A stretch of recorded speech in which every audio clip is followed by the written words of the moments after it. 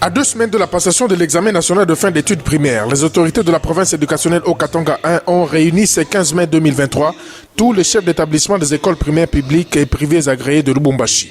Un bon gardien et défenseur de la gratuité en province, le Proved et l'IPP ont insisté sur le caractère gratuit de ces épreuves.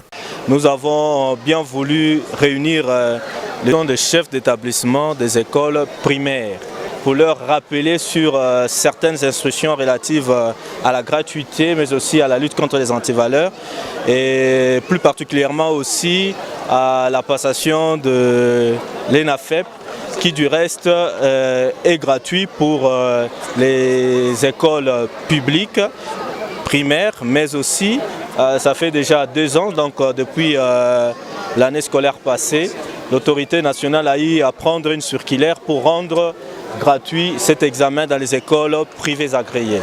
Voilà pourquoi nous sommes venus rappeler à ces chefs d'établissement qu'il n'y a pas lieu de demander auprès des parents un quelconque frais à la passation de ces épreuves de l'ENAFEP pour les élèves du primaire.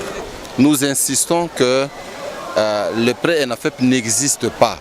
Il n'y a pas un texte qui institue le pré-ENAFEP et vous l'avez suivi. S'il y a une école qui a organisé le pré-ENAFEP, c'est-à-dire cette école là-bas a versé dans l'antivaleur ou dans les antivaleurs. Et là, on ne négocie pas, là on est sévère par rapport à ça. Et vous avez vous-même constaté que les directeurs d'école se sont mis tous d'ailleurs d'accord depuis notre première réunion qui sont dans le bateau du changement. Et c'est pourquoi nous sommes en train d'atterrir. Nous avons insisté que c'est lors de l'atterrissage parfois qu'il y a des soucis.